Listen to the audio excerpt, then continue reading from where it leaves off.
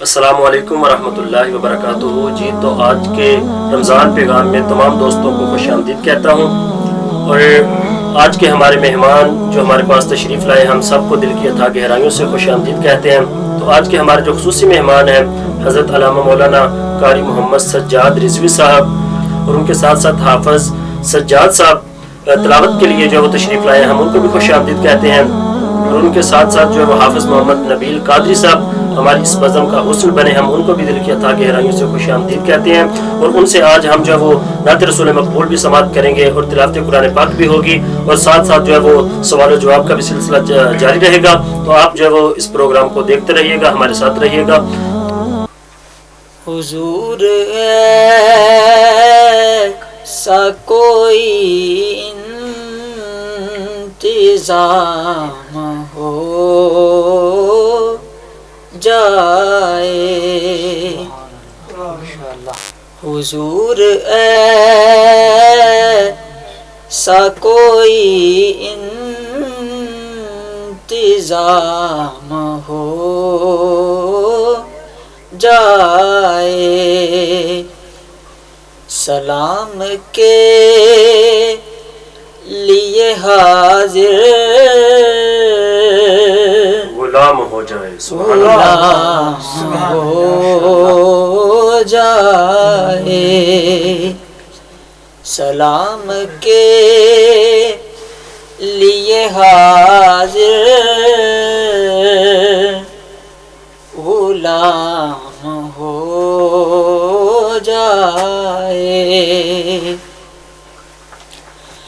حضور آپ جو سن لیں تو کام ہو جائے، حضور آپ جو سن لیں تو بات بن جائے، حضور آپ جو سن لیں تو بات بن جائے، حضور آپ جو کہہ دیں تو کام ہو جائے، حضور آپ جو کہہ دیں تو کام ہو جائے، سلام کے لیے حاضر غلام ہو جائے، میں پھر سے دیکھ لوں ایک بار صبح طیبہ کی، میں پھر سے دیکھ لوں ایک بار صبح طیبہ کی، بلا سے پھر میری دنیا کو شام ہو جائے، بلا سے پھر میری دنیا کو شام ہو جائے، تجلیات سے بھر لوں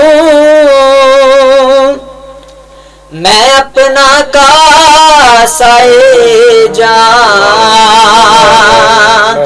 تجلیات سے بھر لوں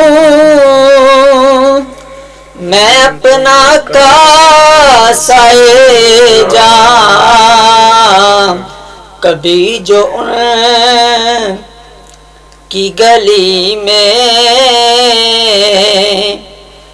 قیام ہو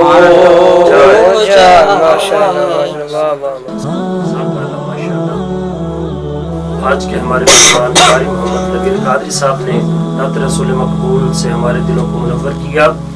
تو آج کے ہمارے جو خصوصی مہمان ہیں حضرت علامہ مولانا عالم نبیل فاضل جلیل قاری محمد سجاد احمد رضوی صاحب. تو یہ بڑے ہی اچھے ایک مبلغ بھی ہیں ماشاءاللہ. ہم عالم دین تو ہیں، ساتھ ساتھ مبلغ بھی بہت اچھے ہیں.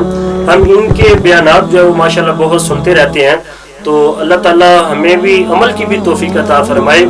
جی تو ناظرین، تو قبلہ علامہ صاحب آپ سے میں یہ ایک سوال کرنا چاہتا ہوں، کیا روزہ نہ رکھنے کے بارے میں کوئی وعید آئی ہے؟ اس کی تھوڑی سی وضاحت آپ فرما دیں. السلام علیکم ورحمۃ اللہ وبرکاتہ. نحمدہ ونصلی ونبارک علی رسولہ الکریم. اما بعد فاعوذ باللہ من الشیطان الرجیم. بسم اللہ الرحمن الرحیم. الصلاۃ والسلام علیک یا سیدی یا رسول اللہ وعلی آلک واصحابک یا سیدی یا حبیب اللہ. لبیک لبیک لبیک یا رسول اللہ صلی اللہ تعالی علیہ وبارک وسلم. محترم المقام عزت مآب میرے مراد حضرت علامہ مولانا محمد عمار شاکر رضوی صاحب دامت برکاتہم العالیہ اور محترم المقام عزت مآب برادر مکرم قاری القراء فخر القراء قاری محمد لقمان حسن قادری صاحب دامت برکاتہم. انہوں نے پیغام رمضان کا آغاز کیا. رب کائنات کی بارگاہ میں دعا ہے کہ اللہ تعالیٰ اس پروگرام میں اپنے پیارے حبیب علیہ الصلوۃ والسلام کی نظر عنایت ان کی طرف مبذول فرمائے اور ان کی اس عظیم کاوش کو رب کائنات مقبول منظور فرما کے دارین کی سعادت ہم سب کی مقدر فرمائے. تو ان کے حکم کے مطابق میں بھی حاضر ہوں. سوالات ہیں جو قاری صاحب نے مجھ سے کیے ہیں رمضان مبارک کے حوالہ سے. سب سے پہلا جو کوسچن انہوں نے کیا ہے کہ رمضان مبارک کے اندر چونکہ یہ روزے ہر مسلمان پر فرض ہیں، تو جو روزہ نہ رکھے اس کے بارے میں وعید کے بارے میں پوچھا گیا ہے. تو سب سے پہلے میں رسول اللہ صلی اللہ تعالیٰ علیہ وسلم کی ذات اقدس پہ نازل ہونے والی کتاب قرآن مجید فرقان حمید کا سہارا لینا چاہتا ہوں. چنانچہ خالق کائنات جل جلالہ نے فرمایا یا ایھا الذین آمنوا کتب علیکم الصیام کما کتب علی الذین من قبلکم لعلکم تتقون. سادہ سا اس کا ترجمہ سامنے رکھنا چاہتا ہوں. فرمایا رب کائنات نے اے ایمان والو تم پر روزے فرض کیے گئے ہیں جس طرح کے تم پہ پہلے لوگوں پہ روزے فرض کیے گئے تاکہ تمہیں پرہیزگاری ملے. روزے فرض کرنے کا مقصد بھی خالق کائنات نے اس آیہ مقدسہ کے اندر بیان فرما دیا. اب اس کے ساتھ ہی رسول اللہ صلی اللہ تعالیٰ علیہ وسلم کا فرمان ہے. میرے کریم آقا صلی اللہ تعالی وسلم فرماتے ہیں بنی الاسلام علی خمس. اسلام کی بنیاد 5 چیزوں پہ ہے. فرمایا شہادتی اللہ الہ الا اللہ ان محمد عبدہ و رسولہ و اقام الصلاۃ و ایتاء الزکاۃ والحج و صوم رمضان. اب ارکان اسلام میں سے سب سے پہلے یہ ایک اہم رکن روزہ بھی ہے. تو ارکان اسلام میں سے سب سے پہلا جو رکن ہے وہ توحید و رسالت کا اقرار کرنا ہے. اب اس کے بعد 4 چیزیں ہیں. سب سے پہلے روزہ، زکوٰۃ، حج اور رمضان المبارک کے علاوہ چوتھی چیز جو ہے یہ زکوٰۃ بھی ہے. تو لیتے ہیں سب سے پہلے رمضان المبارک کے روزے کے بارے میں گفتگو کی طرف چلتے ہیں. جی بالکل. خالق کائنات جل جلالہ کے پیارے حبیب علیہ الصلوۃ والسلام کی امت کے جو لوگ ہیں، جیسے مردم شماری کے اندر کئی ایسے لوگ ہیں جن کو مردم شماری کے اندر مسلمان شمار کیا جاتا ہے، لیکن توحید و رسالت کے اقرار کے بعد یہ 4 چیزیں ہیں: نماز، زکوٰۃ، حج اور روزہ. ان 4 چیزوں میں سے کسی ایک کے بھی مسلمان کرنے والے نہیں ہیں. البتہ وہ سرکاری ڈاکومنٹس میں تو مسلمان شمار ہوتے ہیں، لیکن رب کائنات کے دفتر کے اندر وہ کامل مسلمان شمار نہیں ہو سکتے. اس لیے گناہ کبیرہ کا مرتکب ہے وہ بندہ جو رمضان المبارک کا روزہ نہیں رکھتا. یہ بھی اس وقت ہے جس وقت وہ رمضان المبارک کے روزے کا اعتقاد رکھتا ہو. اگر وہ اس کا اعتقاد ہی نہیں رکھتا، اس کی فرضیت کا انکار کرنے والا ہے، تو وہ تو بلا شبہ کافر ہے. اس کے تو بارے میں بات یہ تو اس کا قرآن میں بھی ذکر آیا ہے. تو جو بندہ قرآن کا انکار کرتا ہے وہ تو سیدھا سادہ کافر ہے. جی جی جی. اور رسول اللہ صلی اللہ تعالی علیہ وسلم کا فرمان دیکھیں. حضرت سیدنا ابو ہریرہ رضی اللہ تعالیٰ عنہ، یہ بڑے ہی پیارے کریم آقا علیہ الصلوۃ والسلام کے صحابی ہیں، اور میرے نبی پاک صلی اللہ تعالی وسلم کے ساتھ بڑا ان کا خصوصی گہرا تعلق جسے کہتے ہیں وہ تھا. ایسے بھی صحابی رسول ہیں. آپ کی روایت میں بیان کرنا چاہتا ہوں. آپ سے مروی ہے، بخاری شریف کے اندر یہ روایت موجود ہے. اور بخاری شریف وہ ایسی کتاب ہے پوری دنیا کے اندر قرآن مجید فرقان حمید کے بعد سب سے افضل درجہ بخاری شریف کا ہے. اور الحمدللہ رب العالمین امام بخاری کے دربار پہ بھی آستانے پہ مجھے حاضری کا شرف اللہ تعالیٰ نے عطا کیا ہے. مدینہ منورہ کے 26 نمبر گیٹ کے باہر آپ کا مزار شریف موجود ہے، وہاں پہ حاضری ہوئی تو فاتح پڑھی. تو بخاری شریف یہ بڑی عظیم کتاب ہے، اور عظیم صحابی رسول اس کو روایت فرما رہے ہیں. آپ فرماتے ہیں کہ حضور اقدس صلی اللہ تعالیٰ علیہ وسلم فرماتے ہیں، جس بندے نے رمضان کے ایک دن کا روزہ بغیر رخصت و بغیر مرض کے افطار کیا تو زمانے بھر کا روزہ، قاری صاحب حضور علیہ الصلوۃ والسلام فرماتے ہیں زمانے بھر کا روزہ اس کی قضا نہیں ہو سکتا. یعنی ایک روزہ جان بوجھ کے بلا عذر شرعی صحیح وہ بندہ روزہ چھوڑ دیتا ہے تو پورے سال بھی روزہ رکھے تو اس کا وہ کفارہ ادا نہیں ہو سکتا، اس کی قضا نہیں ہو سکتی. مطلب یہ ہے کہ جو رمضان المبارک کے اندر اس کو اللہ تعالیٰ نے ثواب عطا کرنا تھا، وہ ثواب پورے رمضان المبارک کے علاوہ روزے رکھنے کے باوجود اس کا ثواب وہ حاصل نہیں ہو سکتا. تو یہ اتنی سخت وعید اس بندے کے بارے میں ہے کہ جو جان بوجھ کر روزہ کو چھوڑ دیتا ہے، لیکن البتہ اس کی فرضیت کا وہ اعتقاد رکھتے ہوئے رمضان کا روزہ نہ رکھے تو اس کے بارے میں یہ ہے کہ وہ سال بھر روزہ رکھے تو پھر بھی اس ثواب کو نہیں پہنچ سکتا. اچھا، تو قبلہ علامہ صاحب آج کے دور کے اندر دیکھیں بہت ساری چیزیں ایسی ہیں کہ جو مسجد کی ہوتی ہیں لیکن عام روٹین کے اندر دوسرے لوگ بھی اس کو استعمال میں لاتے ہیں. تو کیا مسجد کی چیز اپنی ذات کے استعمال کے لیے بندہ استعمال کر سکتا ہے؟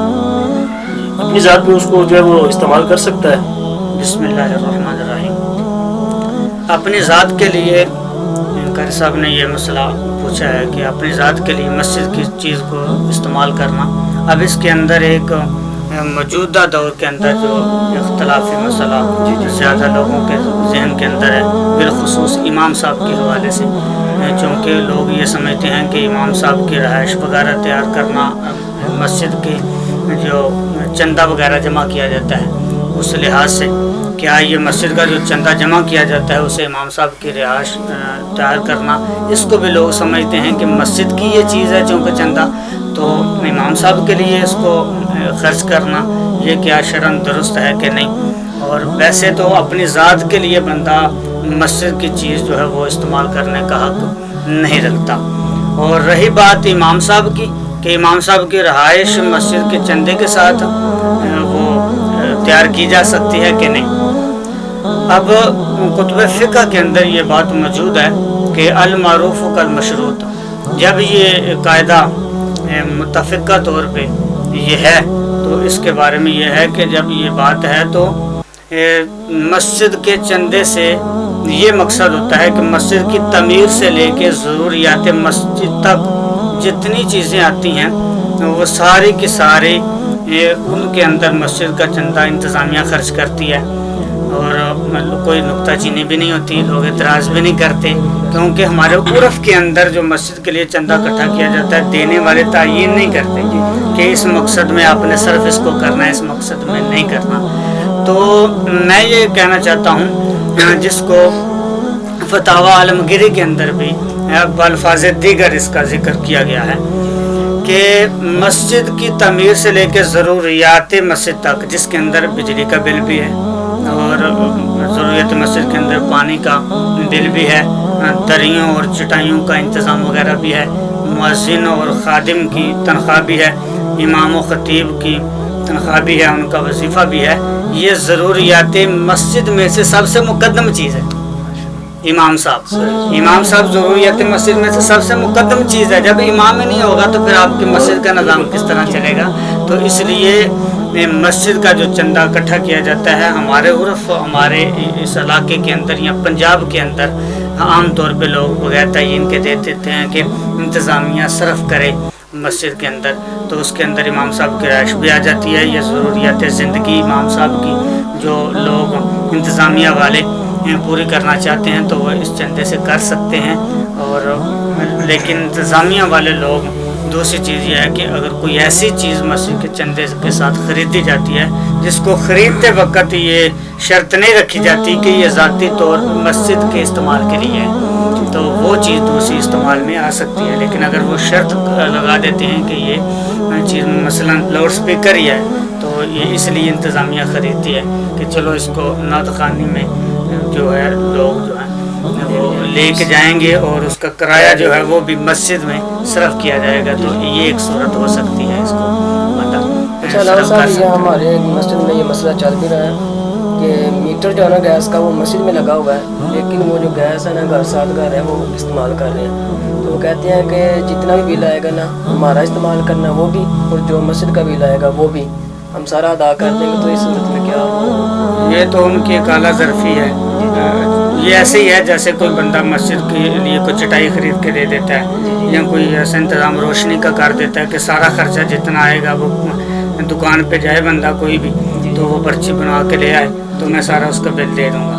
تو یہ بھی ایسی صورت حال ہے کہ وہ بندہ جو ہے آپ کا سارا مسجد کا بل بھی دے رہا ہے. تو ویسے میٹر جو ہے وہ مسجد کا ہوگا جو مسجد کے نام پہ ہے وہ میٹر تو لیکن سارا خرچہ تو وہ اٹھا رہا ہے. جس طرح کہ آج کل صاف پانی کے لیے لوگ فلٹر لگاتے ہیں. تو اگر وہ آدھا بل دیتا ہے اور آدھا مسجد ادا کر رہی ہے تو پھر اس کا استعمال کرنا کیسا ہے؟ مسجد آدھا بل مسجد والے ادا کرتے ہیں تو آدھا وہ ادا کر رہے ہیں اور آدھا مسجد والے استعمال کر رہے ہیں اور آدھا وہ استعمال کر رہے ہیں. مثال کے جتنا وہ استعمال کرتا ہے اتنی وہ پیمنٹ دیتا ہے. یہ بھی جو دوسرے میں نے وہ پہلے ہی عرض کر دیا کہ جو لوگ چندہ دیتے ہیں وہ تعین نہیں کرتے کہ کس لیے اس کو آپ جو اچھے طریقے سے کسی اور یہ صرف کر سکتے کے باہر جو ٹوٹی نکالی ہوتی ہے ایک پانی استعمال کرنے کے لیے اس کے لیے پورے محلے والے لوگ جو ہے وہ اس کا بل دیتے ہیں. باہر گلا لگا ہوتا ہے، لوگ اپنی حیثیت کے مطابق اس کے اندر چندہ ڈال دیتے ہیں کہ ہمارا حصہ پانی ہم لیتے ہیں. تو وہ عام طور پہ ایسا ہوتا ہے. تو وہ مسجد کے چندے سے وہ بل ادا نہیں کر سکتے ہیں؟ مسجد کے چندے سے وہ بل ادا تو نہیں نہ ہو سکتا. اچھا تو علامہ صاحب ایک اور سوال میرے ذہن میں آ گیا کہ آج بہت یہ سوال جو ہے اٹھتا ہے. دیکھیں ایک مسجد کی چیز جو ہے وہ دوسری مسجد کے لیے استعمال ہو سکتی ہے. اس کے بارے مثال کے طور پر ایک مسجد ہے وہ ابھی چھوٹی ہے، اس کے لیے جو ہے وہ کلین کا جو وہ استعمال ہے، کلین اس کے استعمال کے لیے ہے، لیکن اس مسجد میں جو ہے وہ اس سے بہتر کلین آ چکا ہے. ٹھیک ہے، کوئی بندہ کہتا ہے جی میں اس مسجد کے لیے جو وہ کلین وقف کرتا ہوں اور یہ اگر پرانا ہو گیا تو میں نیا کلین جو ہے وہ ڈلوا دیتا ہوں. وہ بندہ نیا ڈلوا دیتا ہے، پرانا کلین جو ہے وہ رکھ دیتا ہے لیکن ساتھ ہی کوئی ایسی مسجد ہے کہ جہاں پہ وہ کلین بھی نہیں ہے، جتنا وہ پرانا کلین ہے ایسا کلین بھی نہیں ہے، تو وہ کلین کیا اس مسجد میں استعمال ہو سکتا ہے؟ نہیں. یہ ذاتی طور پہ جو ہے نا یہ ایک مسجد کی چیز جس طرح یہ لوٹے وغیرہ اگر زائد بھی ہوں مسجد کی ضرورت سے تو دوسری مسجد میں وہ استعمال نہیں ہو سکتے. البتہ ایک صورت ہے کہ ایک مسجد ہے وہ بے آباد ہو چکی ہے اور آئندہ اس کے آباد ہونے کی امید بھی نہیں ہے. ٹھیک ہے، تو اس کی جو چیزیں بسیدہ ہیں وہ آپ فروخت کر کے اس کی رقم وہ مسجد میں لگا سکتے ہیں. بہت شکریہ. اچھا تو قبلہ علامہ صاحب میں آپ سے ایک آخری سوال پوچھتا ہوں کہ آج کے ہمارے اس دور کے اندر جو ہے وہ سود بہت زیادہ لوگ جو ہے وہ لیتے ہیں، اس کی بہت زیادہ جو ہے سوچتے ہیں، اور اس کے بارے میں قرآن اور شریعت کیا کہتی ہے اس کی تھوڑی سی وضاحت فرما دیں اور ہمارے معاشرے کو یہ پیغام دیں کہ جو سود لیتے ہیں، کھاتے ہیں، دیتے ہیں، ان کے بارے میں آپ کیا کہنا چاہتے ہیں؟ بسم اللہ الرحمن الرحیم. سود کے بارے میں خالق کائنات جل جلالہ نے قرآن مجید فرقان حمید کی سورہ بقرہ کی آیہ نمبر 275 کے اندر یہ ارشاد فرمایا ہے وَأَحَلَّ اللَّهُ الْبَيْعَ وَحَرَّمَ الرِّبَا. خالق کائنات جل جلالہ نے سود کو حرام کیا ہے اور بیع کو اللہ تعالی نے حلال کیا ہے. ویسے تو مسلمان کے لیے قرآن مجید فرقان حمید کی ایک آیا مقدسہ کسی حکم کے اثبات اور نفی کے لیے، امر اور نہی کے لیے کافی ہے، مسلمان ماننے والے ہیں۔ لیکن رب کائنات نے حرمت سود کے بارے میں قرآن مجید فرقان حمید کے مختلف مقامات پر مختلف طریقوں کے ساتھ اس کی مذمت بیان فرمائی ہے۔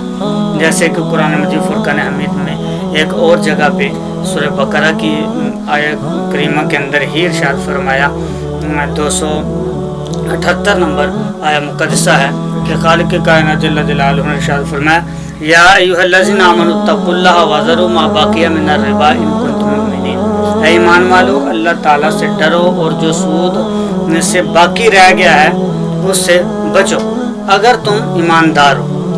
تو یہ خالق کائنات جل جلالہ نے دوسری جگہ میں بھی یہاں سود کے بارے میں بیان فرما دیا۔ اور سود عرف عام کے اندر پہلے تو اس کا لغوی معنی لیں، لغوی معنی کے اعتبار سے یہ ہے کہ اس کے لیے بھی میں قرآن مجید فرقان حمید کی آیت مقدسہ کا سہارا لینا چاہتا ہوں۔ وَأَنزَلْنَا عَلَيْهَا الْمَاءَ اهْتَزَّتْ وَرَبَتْ، خالق کائنات جل جلالہ نے فرمایا ہم نے پانی نازل فرمایا زمین پہ تو وہ سبزہ اگا اور بڑھا۔ تو یہاں واربت کے معنی بڑھنا، تو لغوی معنی ہوا سود کا، ربا کا جو ہے وہ بڑھنا۔ اور شرع شریف کے اندر اس کی جو شرعی تعریف ہوگی ربا کی وہ ہے مالو عوض، کہ ایسا مال کہ خالق کائنات جل جلالہ نے جا بجا اس کی مذمت تو بیان فرمائی ہے ایک لغوی معنی، اور شرعی اعتبار سے اس کا معنی یہ ہوگا کہ جس وقت مال کے بدلے میں جو ہے وہ تبادلہ ہو رہا ہو، مال کا مال کے بدلے میں، تو اس وقت ایک طرف مال تھوڑا ہے دوسری طرف مال زیادہ ہے، اور وہ مال بھی ایسی چیز ہے جو مکیلی اور موزونی ہے، ٹھیک ہے، اور ایک طرف جو اضافہ ہے اس کے بدلے میں دوسری طرف اضافہ نہ ہو، تو یہ ہے شریعت مطہرہ کے اندر ربا، سود۔ تو اللہ تبارک و تعالیٰ کے پیارے حبیب صلی اللہ تعالیٰ علیہ وسلم کی حدیث پاک ہے، اس کا مفہوم آپ کے سامنے رکھنا چاہتا ہوں۔ سود لینے والا، سود دینے والا، جیسا کہ آپ نے کہا کہ اس کے بارے میں وضاحت کریں تو یہ ہے کہ سود لینے والا، سود دینے والا، کھانے والا، کھلانے والا، اس کا لکھنے والا، اس کا گواہ بننے والا، سب کے اوپر اللہ تعالیٰ کے محبوب علیہ السلام نے لعنت فرمائی ہے۔ وہ تو جی رشوت کے بارے میں ہے۔ اور یہ سود اس کے بارے میں ہے، حضرت عبداللہ بن عمر رضی اللہ تعالیٰ عنہ آپ فرماتے ہیں کہ جس بندے نے اشترا ثوباً بعشرۃ دراہم وفیہ درہم حرام لم یقبل اللہ تعالی صلاۃ ما دام علیہ۔ آپ ارشاد فرماتے ہیں کہ جس بندے نے 10 درہم کے اندر کوئی کپڑا خریدا اور اس درہموں میں سے 10 درہموں میں سے ایک درہم حرام کے مال کا ہے، تو جتنی دیر تک اس بندے کے جسم پہ وہ کپڑا رہے گا اتنی دیر تک اللہ تعالیٰ اس کی نماز بھی قبول نہیں کرے گا۔ اس کی اتنی زیادہ وعید ہے، لیکن آج کل لوگ بس یہ مال آنا چاہیے، یہ نہیں پتا کہ حلال طریقے سے آ رہا ہے یا حرام طریقے سے۔ یہ رسول اللہ صلی اللہ علیہ وسلم کا فرمان پورا ہو رہا ہے۔